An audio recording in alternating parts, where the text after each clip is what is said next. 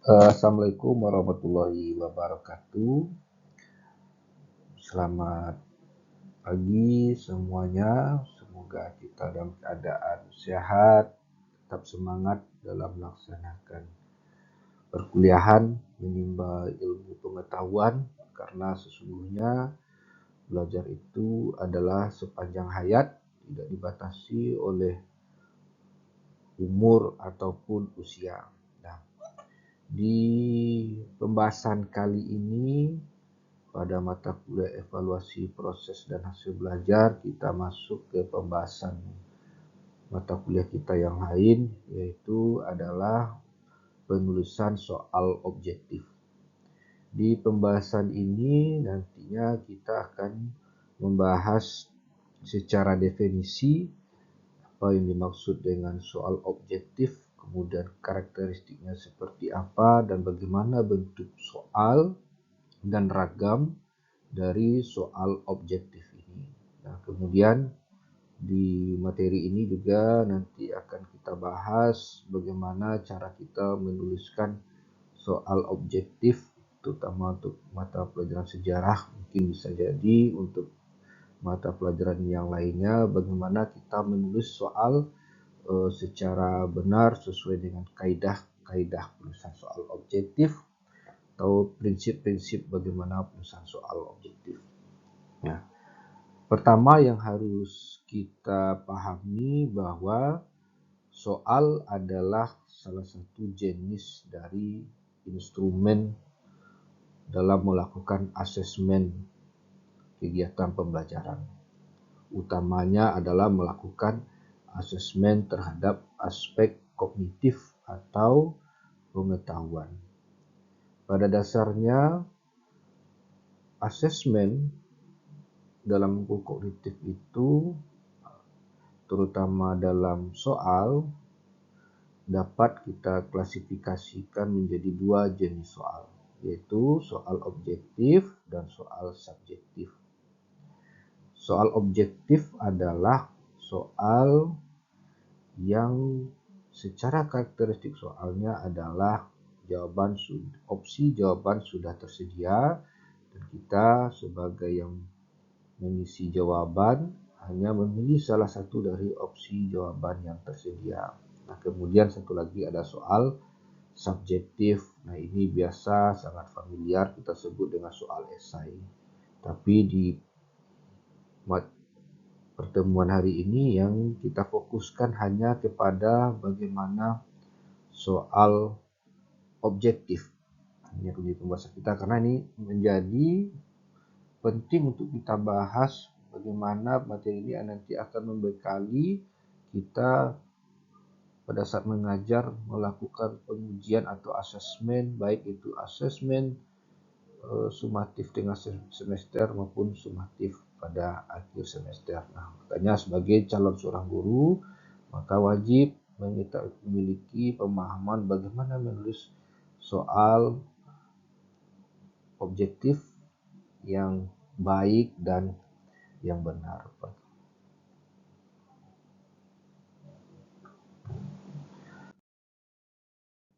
Ini materi-materi pembahasan kita ada 3 hal yang akan kita bahas nanti pada pertemuan ini. Pertama, pengertian soal objektif, kemudian prinsip penulisan, kemudian contoh soal objektif untuk mata pelajaran sejarah. Jadi 3 sub pokok pembahasan kita pada hari ini. Saya berharap semua mahasiswa nanti atau yang mendengarkan memahami materi-materi ini sehingga nanti bisa membantu kita semua dalam menuliskan soal objektif. Nah, pertama kita lihat dari pengertian soal objektif itu sendiri.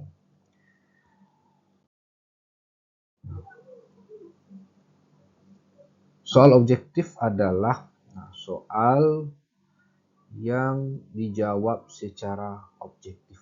Maksud secara objektif itu adalah biasanya kita lihat dari karakteristik soal objektif itu sendiri, di mana sudah terformat dan ada opsi jawaban yang telah tersedia, dan di kita sebagai yang menjawab seperti yang saya sampaikan di awal tadi adalah kita hanya memilih salah satu opsi jawaban yang tersedia, sehingga tidak ada peluang kita memberi interpretasi atas pertanyaan yang diajukan pada soal tersebut.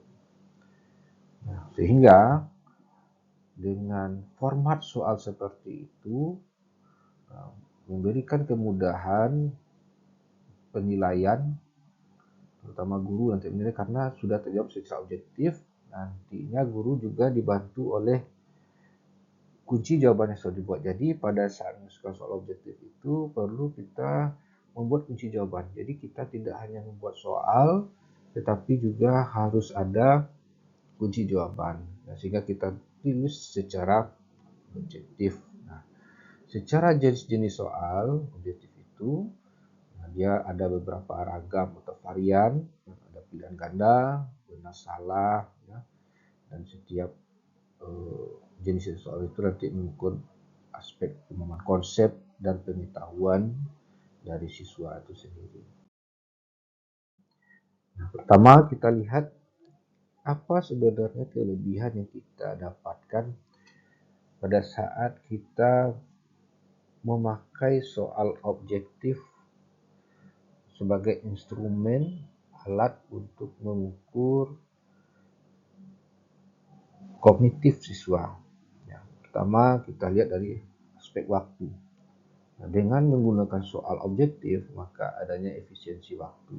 Ya, nah, soal objektif memungkinkan pengukuran kompetensi siswa secara cepat. Ya, waktunya singkat sehingga mudah juga untuk dinilai. Jadi efisiensi waktu ini tidak hanya kepada guru tetapi juga siswa.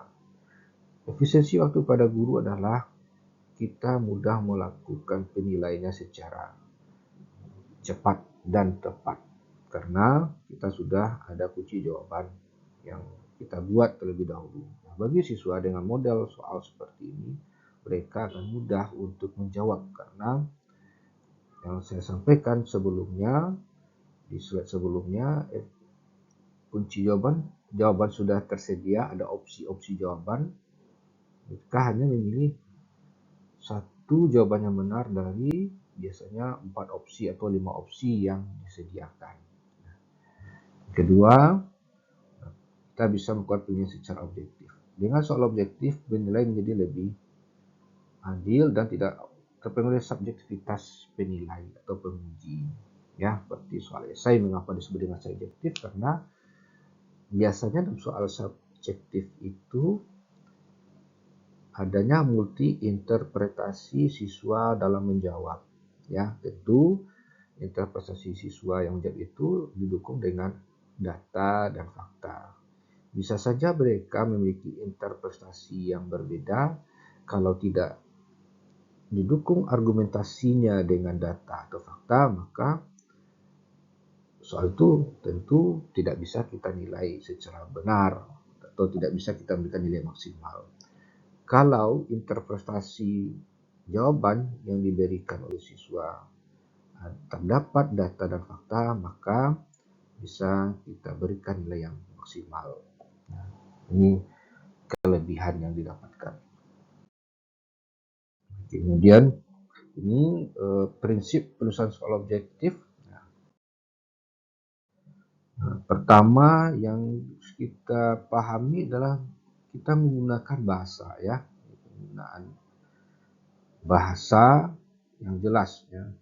Sangat penting bagi kita untuk menggunakan bahasa yang sederhana dan mudah dipahami. Tentu ini kita mempertimbangkan dengan bagaimana keadaan siswa atau level pendidikan. Ya, SD tentu memiliki tingkat penulisan bahasa yang berbeda dengan SMP dan SMA, dan tentu harus kita pahami seperti itu. Sehingga dengan penggunaan bahasa yang baik dan yang benar dan jelas ini tidak menimbulkan kebingungan bagi siswa yang akan mengisi soal atau menjawab soal tersebut. Dan kemudian hindarilah ambiguitas, ambigu, ya. Soalnya disusun dengan cara tidak menimbulkan interpretasi ganda, itu sudah dengan ambigu. Sehingga siswa dapat memberikan jawaban yang sesuai dengan yang dimaksud pada soal. Kemudian selanjutnya kita harus memperhatikan soal sesuai dengan kurikulum atau materi yang kita ajarkan. Di sini perlu saya sampaikan bahwa salah satu kelebihan dari kita menggunakan jenis soal objektif itu sebagai instrumen soal adalah materi yang kita ajarkan itu dari sekian banyak bisa jadi materi yang kita ajarkan itu akan terpenuhi pada soal objektif, karena biasanya dalam penggunaan soal objektif itu kita menggunakan butir soal yang relatif banyak, ya, apakah itu bisa 30 atau 20, mungkin lebih dari itu.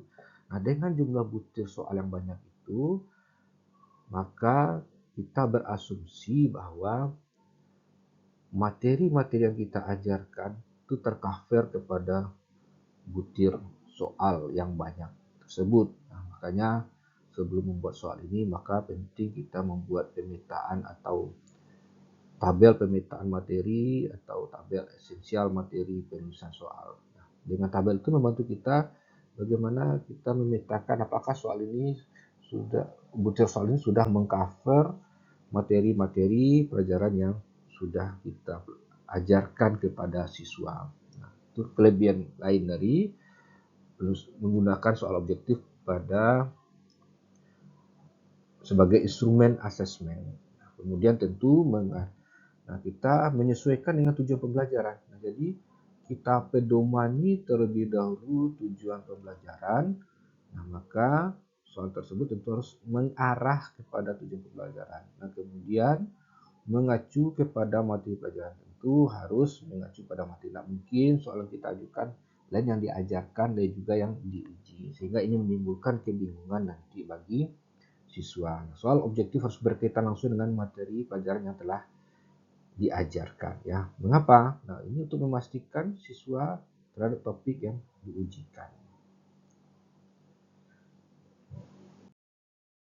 Selanjutnya ini kaidah penulisan, ya, yang kaidah-kaidah penulisan yang perlu kita perhatikan pada saat kita menulis. Pertama, harus kita pahami itu adalah adanya, kita lihat dari aspek materi, konstruksi, dan bahasa. Kita bahas satu persatu. Pertama, dari materi. Tentu pada saat kita mengembangkan dan menyusun soal harus sesuai dengan indikator pembelajaran, ya. Nah, seperti yang saya sampaikan di sebelumnya bahwa acuan kita dalam penulisan soal itu adalah tujuan pembelajaran, kemudian indikator. Ya, jadi tidak bisa langsung kita tuliskan tanpa memperhatikan indikator atau tujuan pembelajaran, karena kita pada dasarnya ingin menguji apakah siswa bisa mencapai tujuan pembelajaran, ya. Dan jawaban harus homogen dan logis. Maksud homogen itu adalah opsi jawaban itu harus homogen, tidak boleh dia heterogen, berbeda dengan jawaban yang benar.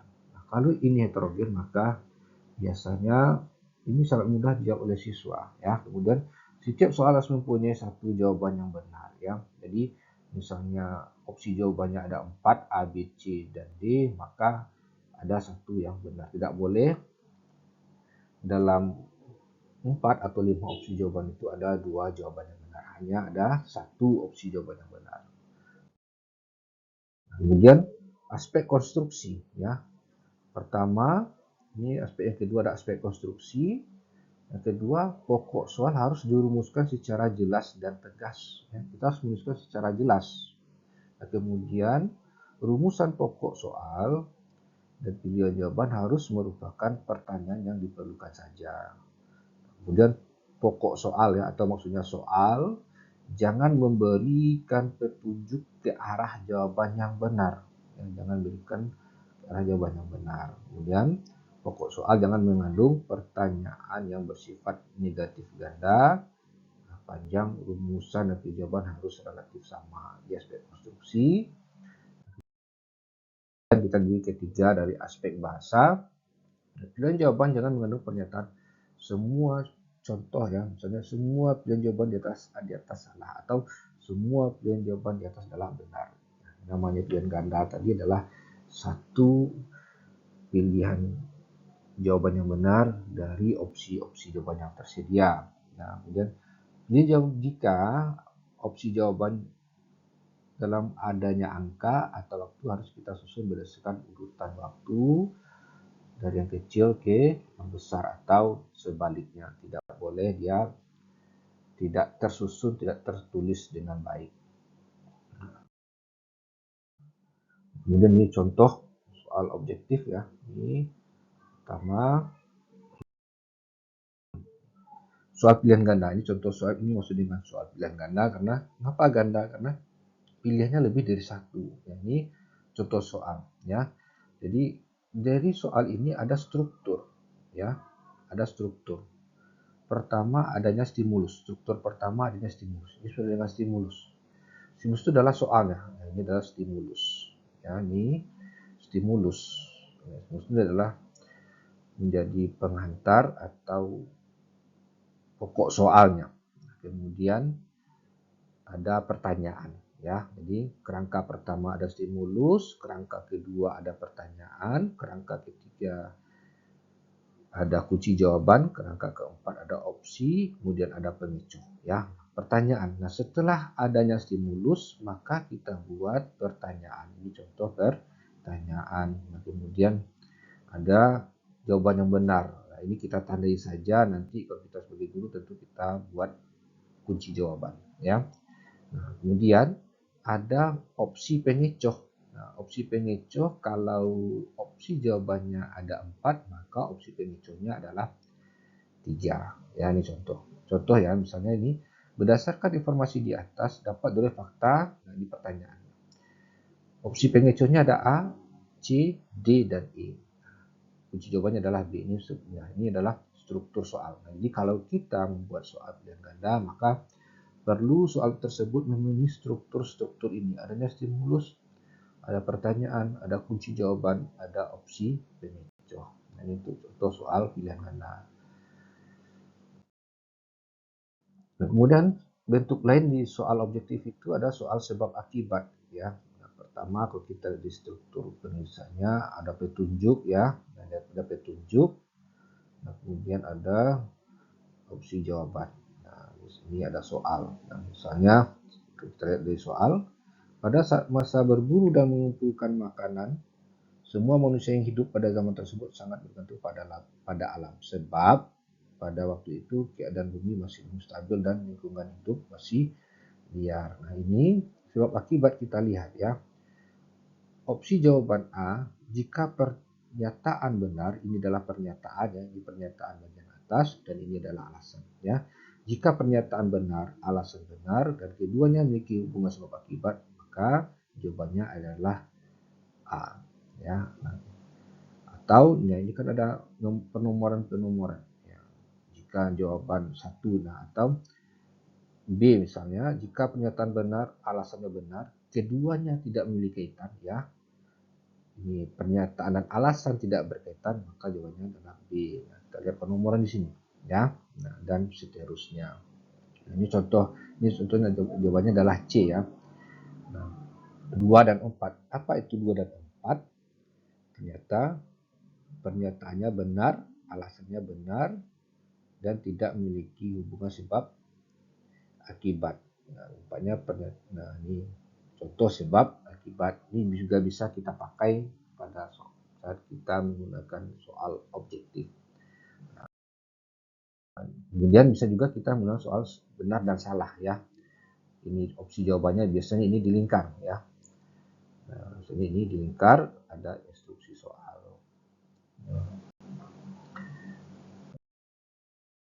Ini contoh ya yang sudah saya sampaikan.